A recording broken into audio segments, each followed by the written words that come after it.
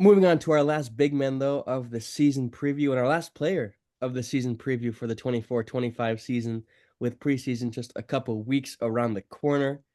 We got one more guy to talk about, and that's kind of a guy that, quite frankly, I think is a little forgotten about because he was an acquisition this summer from the Philadelphia 76ers. That man is Paul Reed. Connie, take us away. A lot of these fans don't know much about Paul Reed, so educate us. What do you got?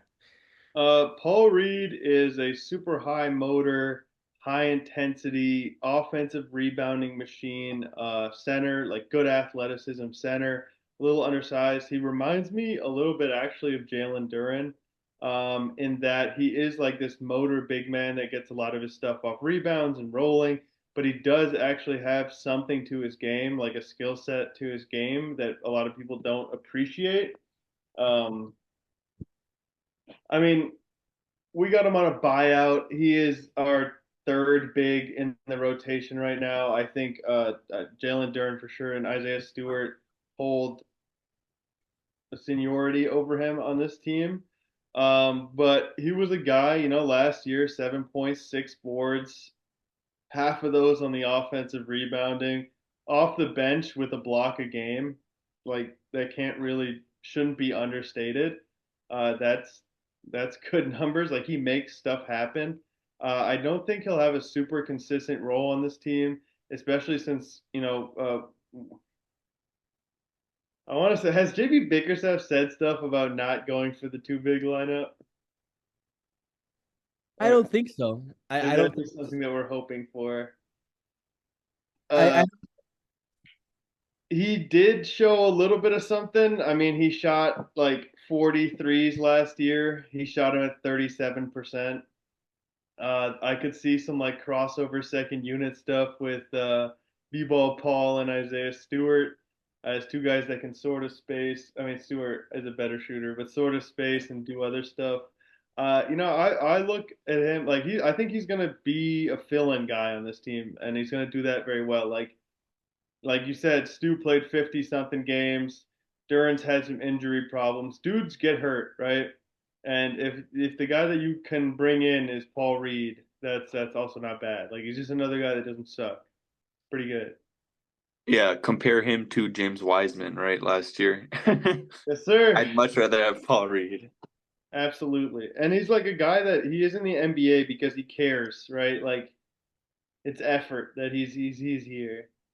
Yeah, he's earned every minute he's gotten to this point, and I'm hoping for more opportunity here. But like you said, I don't think he's going to be a guy that is going to be playing 82 games. I think he'll fill in. I do think Connie, like you said, we'll see some lineups with him and Stu, with him having a little potential to spread that floor. That's something that we'll have to see. To the extent of how much he can space the floor. 43s he took last season. Would have to see that go up a bit for him to be like a legitimate option to play with Isaiah Stewart. But like you said as well, Isaiah Stewart faced a lot of injury issues, always has throughout his career. Although you do always have to take those with a grain of salt because so many of those are end of the season. Let's Uh, tank. Tank But, injuries, yeah. but from what we understand, Isaiah Stewart's missed a lot of basketball due to injury, as has Jalen Duren. And fill-in guy, I think, is kind of the perfect thing for him. That's a great way to describe what his role is going to be on this team. However, with like the limited opportunities he's had and how hard he's worked to get to where he is, I think he's going to make the most of them. But the only slight concern I have is Philadelphia did drop him in order to re-sign Andre Drummond. I don't know if you can read much into that, but like Philly. That was a money thing too. The Utah Jazz, like he was a restricted free agent.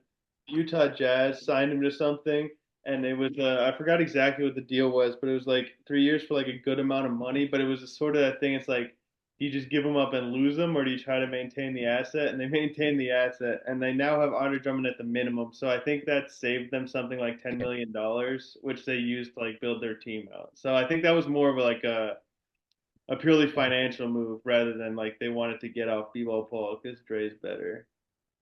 All right, fair enough. Yeah, to cap off though, I think he's just going to be a real energy guy that's going to fill into the highest level when he does get the opportunities to fill in. We'll make the most of his opportunities. I don't have his numbers in front of me, but I'm going to anticipate a jump in points per game from him.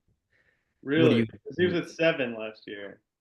Yeah, I do These think so. guys can't He's all not getting score a lot of minutes. points. Like he's Yeah, not I know, getting but it's not minutes. like he's gonna get 9 points every time because he's not gonna play every game. But I think I could see him around 9 a game.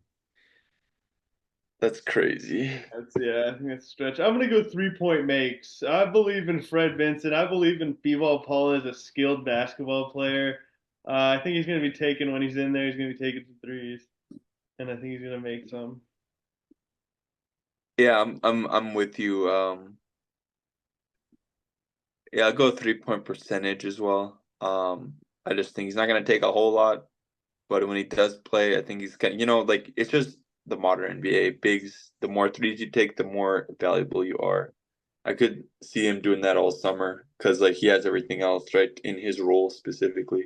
So if he can come in, knock him down at like 40% on limited attempts, I mean that's a great third string guy right there. Also, Yeah, a decent contract to be a trade piece. yeah, I do agree. Um, well, that wraps up our season preview of the bigs, and that wraps up our season preview as a whole for the Detroit Pistons by the individuals. I'm sure next pod we can go into starting lineups, record predictions, and all that, and have some fun with that.